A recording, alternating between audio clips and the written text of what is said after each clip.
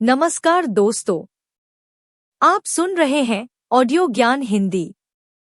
आज हम लेकर आए हैं महान लेखक मुंशी प्रेमचंद की एक बेहद रोचक और शिक्षाप्रद हिंदी कहानी खुचड़।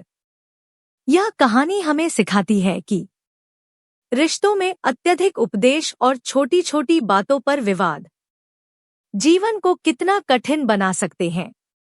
तो आइए सुनते हैं यह दिलचस्प कहानी खुचड़। बाबू कुंदनलाल कचहरी से लौटे तो देखा कि उनकी पत्नी जी एक कुंजड़िन से कुछ सागभाजी ले रही हैं। कुंजड़िन पालक टके सिर कहती है, वह 1.5 पैसे दे रही हैं। इस पर कई मिनट तक विवाद होता रहा। आखिर कुंजड़िन 1.5 ही पैसे पर राजी हो गई। अब तराजू और बाट का प्रश्न छिड़ा। दोनों पल्ले बराबर न थे। एक में पसंगा था, बाट भी पूरे न उतरते थे। पड़ोसिन के घर से सेर आया। साग तुल जाने के बाद अब घाटे का प्रश्न उठा। पत्नी जी और मांगती थी, कुंजड़िन कहती थी, अब क्या सेर दो सेर घाटे में ही ले लोगी बहू जी। खैर, आधा घंटे में वह सौदा पूरा हुआ और कुंजड़िन फिर कभी न आने की धमकी देकर विदा हुई। कुंदनलाल खड़े खड़े यह तमाशा देखते रहे। कुंजड़िन के जाने के बाद पत्नी जी लोटे का पानी लाई तो आपने कहा, आज तो तुमने जरा सा साग लेने में पूरे आधा घंटे लगा दिए। इतनी देर में तो 1005 का सौदा हो जाता। जराजरा से साग के लिए इतनी ठॉय ठॉय करने से तुम्हारा सिर भी नहीं दुखता।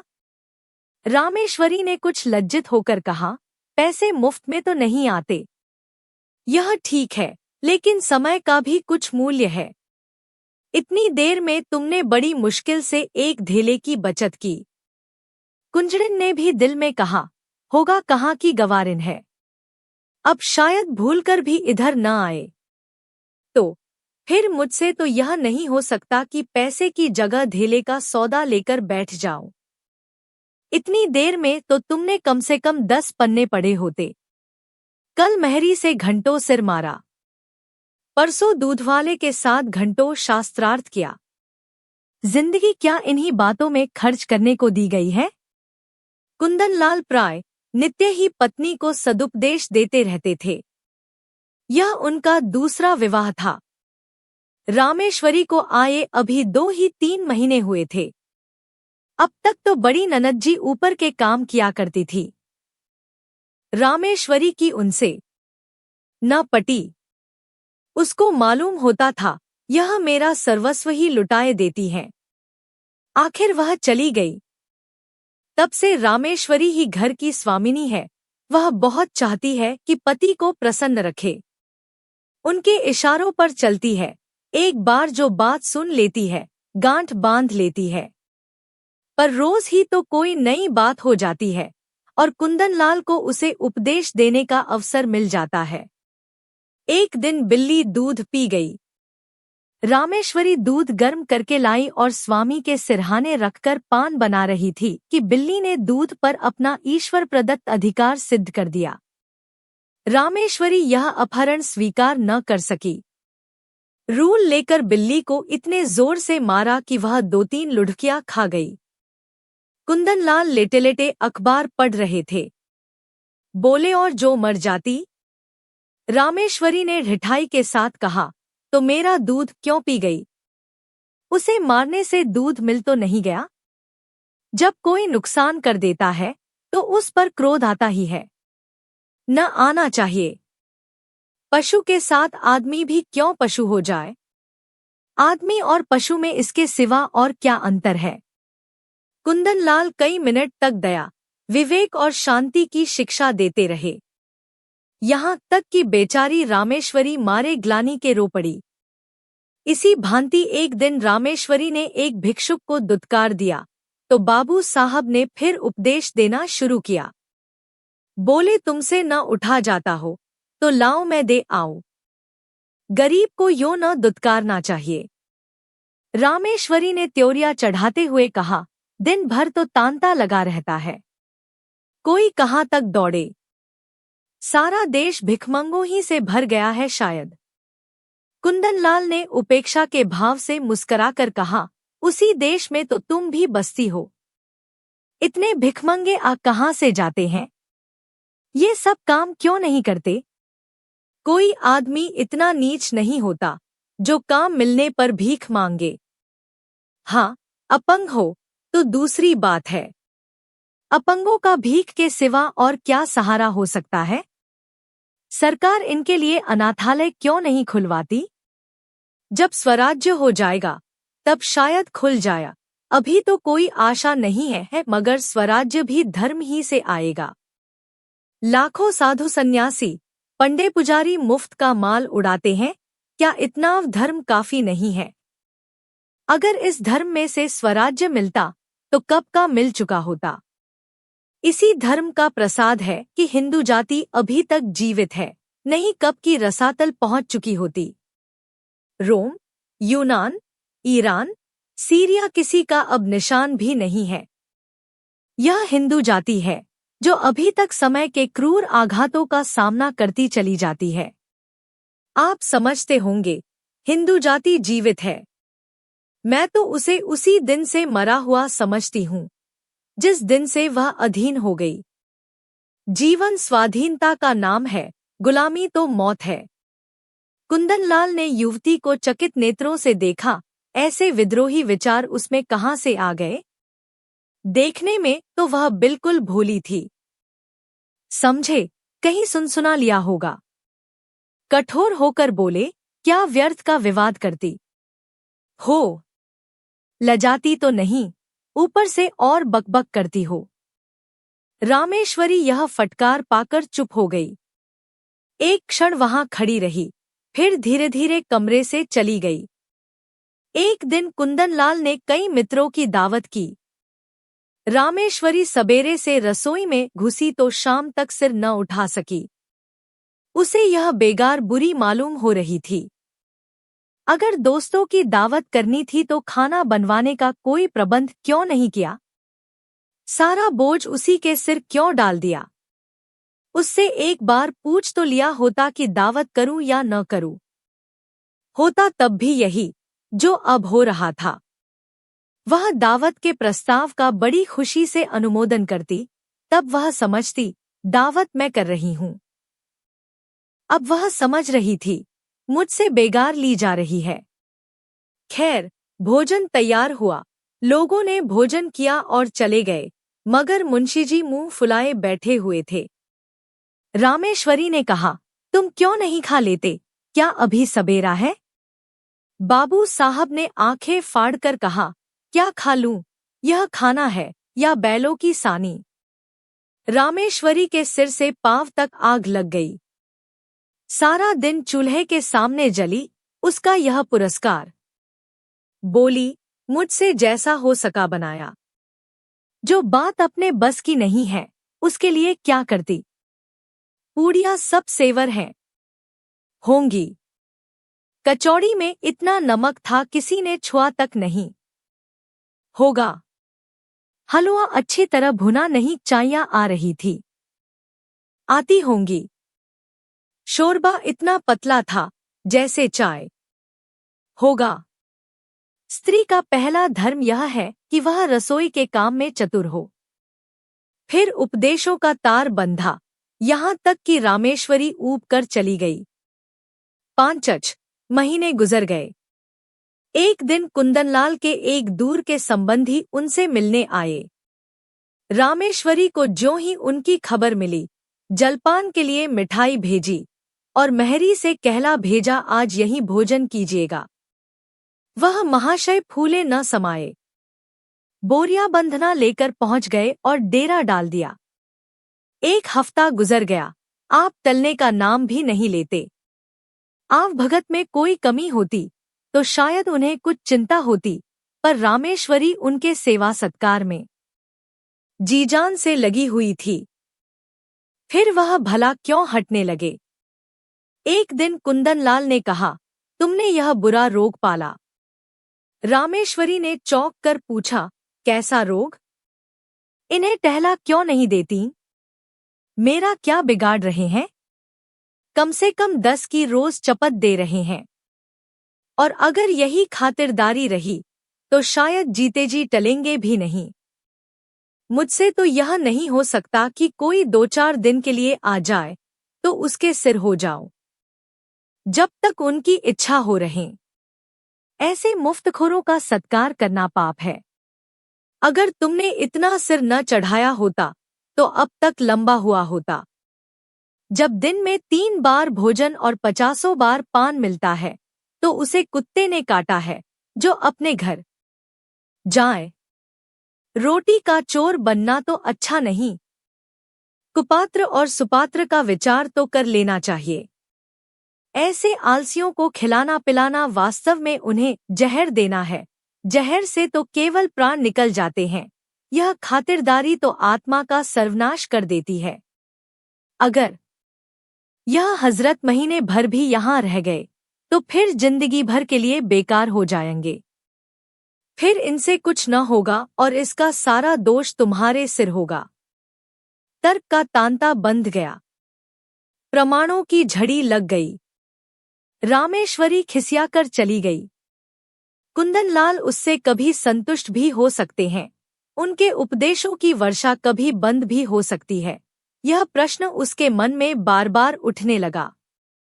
एक दिन देहात से भैंस का ताजा घी आया। इधर महीनों से बाजार का घी खाते खाते नाक में दम हो रहा था।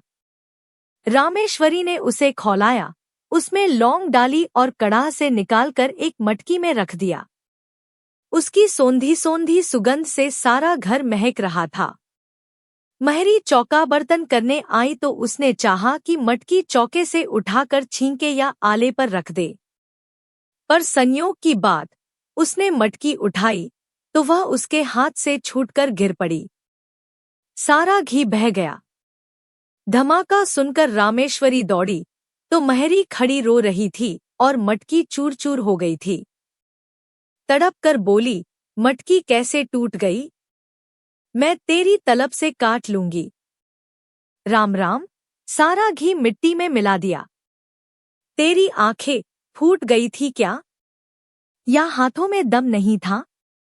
इतनी दूर से मंगाया, इतनी मेहनत से गर्म किया, मगर एक बूंद भी गले के नीचे न गया। अब खड़ी बिसूर क्या रही है, जा अपना काम कर। महरी ने आंसू पोंछकर कहा, बहू जी, अब तो चूक हो गई, चाहे तलब काटो, चाहे जान मारो। मैंने तो सोचा उठाकर आले पर रख दूं, तो चौका लगाऊं। क्या जानती थी कि भाग्य में यह लिखा है? न जाने किसका मुँह देखकर उठी थी। रामेश्वरी बोली, मैं कुछ नहीं जानती, सब रुपए तेरी तलब से वसूल कर लूंगी। 1 रुपया जुर्माना न किया तो कहना। महरी बोली, मर जाऊंगी सरकार, कहीं 1 पैसे का ठिकाना नहीं है।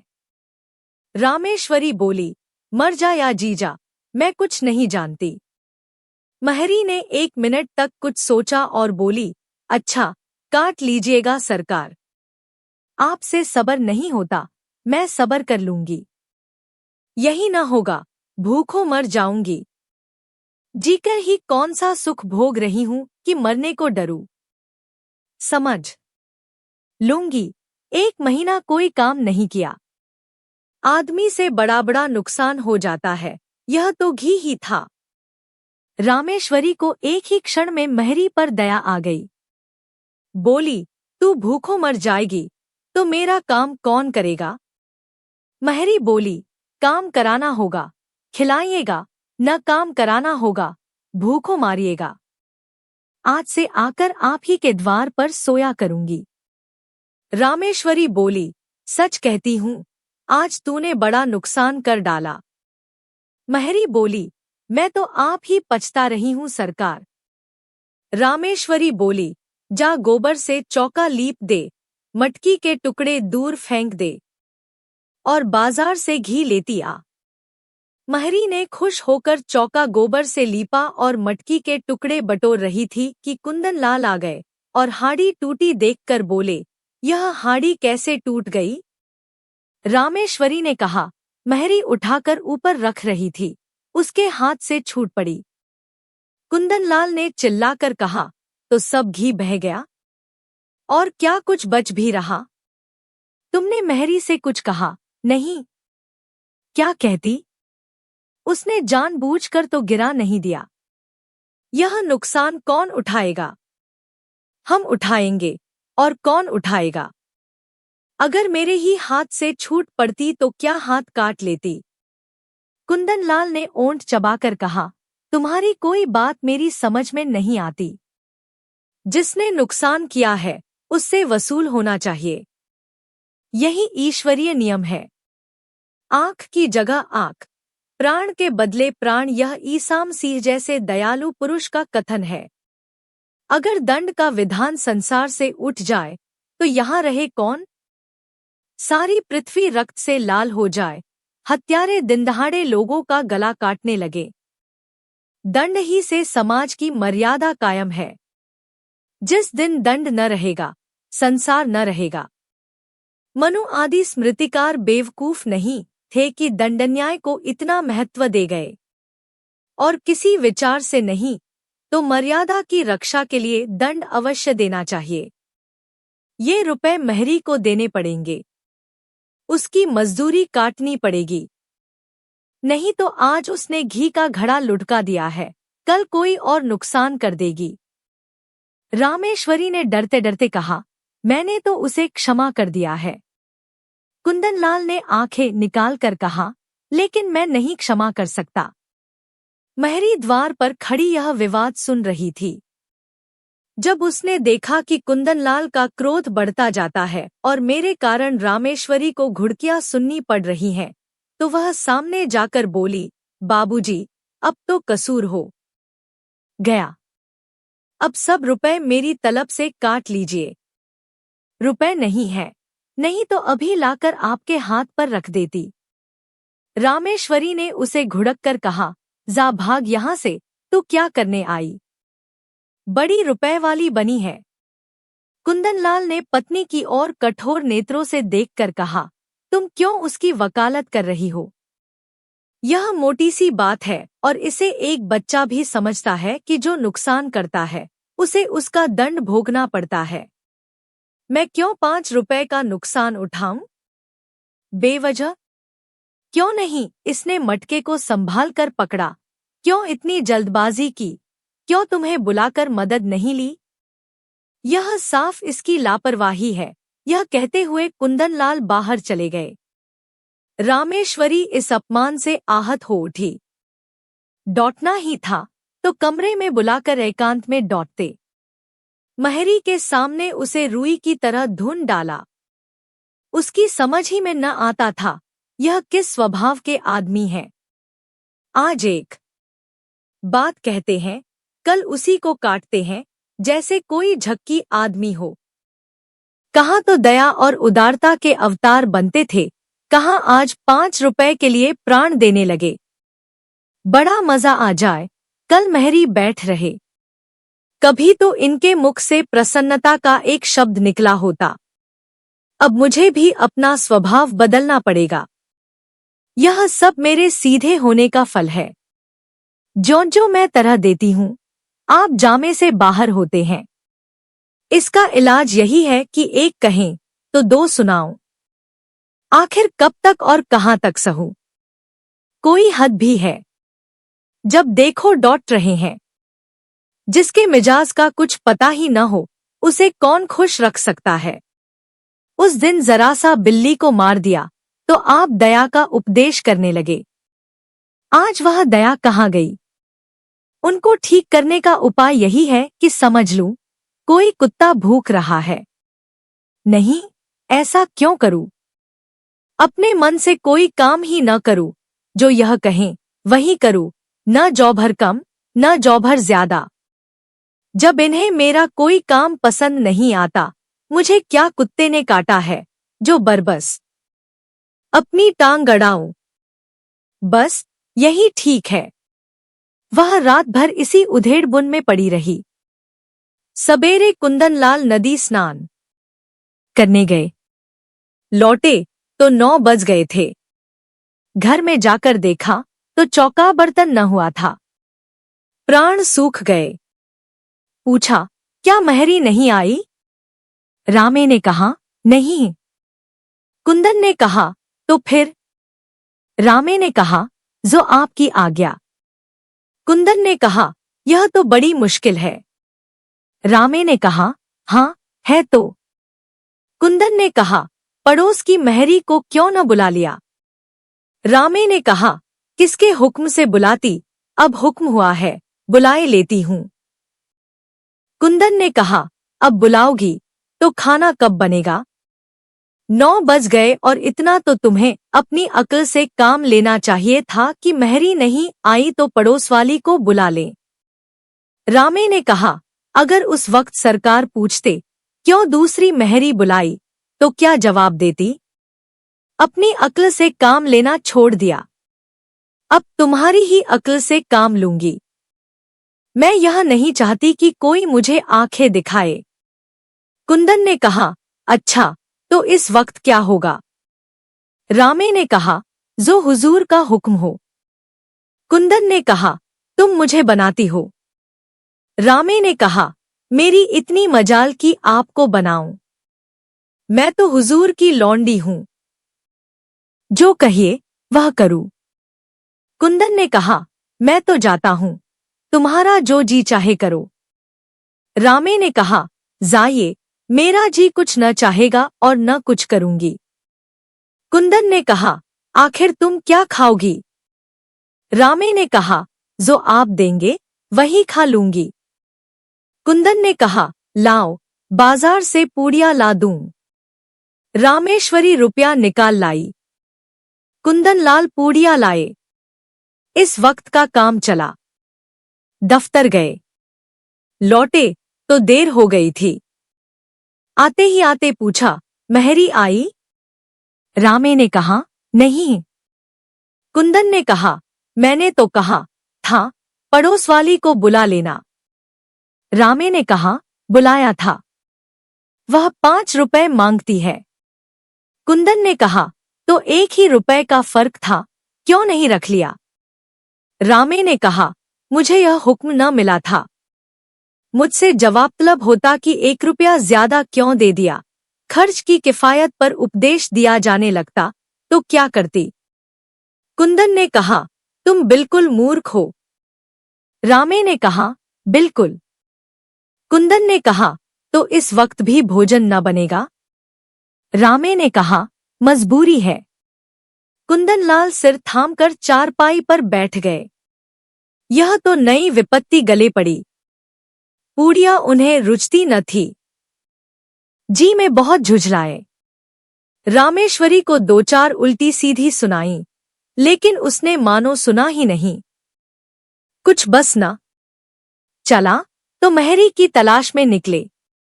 जिसके यहां गए, मालूम हुआ महरी काम करने चली गई। आखिर एक कहार मिला। उसे बुला लाए। कहार ने 2 आने लिए और बर्तन धोकर चलता बना। रामेश्वरी ने कहा, भोजन क्या बनेगा? कुंदन ने कहा, रोटी तरकारी बना लो, या इसमें कुछ आपत्ति है? रामे ने कहा, तरकारी घर में नहीं है। कुंदन ने कहा, दिन भर बैठी रहीं, तरकारी भी न लेते बनी? अब इतनी रात गए तरकारी कहाँ मिलेगी? रामे ने कहा, मुझे तरकारी ले रखने का हुक्म न मिला था। मैं पैसा धेला ज्यादा दे देती तो? कुंदन लाल ने विवशता से दांत पीसकर कहा, आखिर तुम क्या चाहती हो? रामेश्वरी ने शांत भाव से जवाब दिया, कुछ नहीं, केवल अपमान नहीं चाहती। कुंदन ने कहा, तुम्हारा अपमान कौन करता है? रामे ने कहा, आप करते हैं। कुंदन ने कहा, तो मैं घर के मामले में कुछ न बोलूं? रामे ने कहा, आप न बोलेंगे तो कौन बोलेगा? मैं तो केवल हुक्म की ताबेदार हूं। रात रोटी दाल पर कटी। दोनों आदमी लेटे। रामेश्वरी को तो तुरंत नींद आ गई। कुंदन लाल बड़ी देर तक करवटें बदलते रहे। अगर रामेश्वरी इस तरह सहयोग न करेगी तो एक दिन भी काम न चलेगा। आज ही बड़ी मुश्किल से भोजन मिला। इसकी समझ ही उल्टी है। मैं तो समझाता हूं, यह समझती है डॉट रहा हूं। मुझसे बिना बोले रहा भी तो नहीं जाता। लेकिन अगर बोलने का यह नतीजा है तो फिर बोलना फिजूल है। नुकसान होगा बला से, यह तो न होगा कि दफ्तर से आकर बाजार भागूं। महरी से रुपए वसूल करने की बात इसे बुरी लगी और थी भी बेजा। रुपए तो न मिले, उल्टे महरी ने काम छोड़ दिया। रामेश्वरी को जगाकर बोले, कितना सोती हो तुम? रामे ने कहा, मजूरों को अच्छी नींद आती है। कुंदन ने कहा, चिढ़ाओ मत, महरी से रुपए न वसूल करना। रामे ने कहा, वह तो लिए खड़ी है शायद। कुंदन ने कहा, उसे मालूम हो जाएगा तो काम करने आएगी। रामे ने कहा, अच्छी बात है, कहला भेजूंगी। कुंदन ने कहा, आज से मैं कान पकड़ता हूं, तुम्हारे बीच में न बोलूंगा। रामे ने कहा, और जो मैं घर लुटा दूं तो? कुंदन ने कहा, लुटा दो, चाहे मिटा दो, मगर रूठो मत। अगर तुम किसी बात में मेरी सलाह पूछोगी तो दे दूंगा, वरना मुंह न खोलूंगा। रामे ने कहा, मैं अपमान नहीं सह सकती। कुंदन ने कहा, इस भूल को क्षमा करो। रामे ने कहा, सच्चे दिल से कहते हो ना? कुंदन ने कहा, सच्चे दिल से। तो दोस्तों, यह थी मुंशी प्रेमचंद जी की लिखी हुई कहानी खुचड़। इस कहानी से हमें यह सीख मिलती है कि रिश्तों में सम्मान और समझदारी बहुत जरूरी होती है, और बार बार की आलोचना प्यार को भी कमजोर कर देती है। अगर आपको यह कहानी पसंद आई हो तो वीडियो को लाइक करें, अपने दोस्तों के साथ शेयर करें, और ऐसे ही बेहतरीन हिंदी कहानियों के लिए हमारे चैनल ऑडियो ज्ञान हिंदी को सब्सक्राइब करना न भूलें। धन्यवाद। फिर मिलेंगे एक नई कहानी के साथ।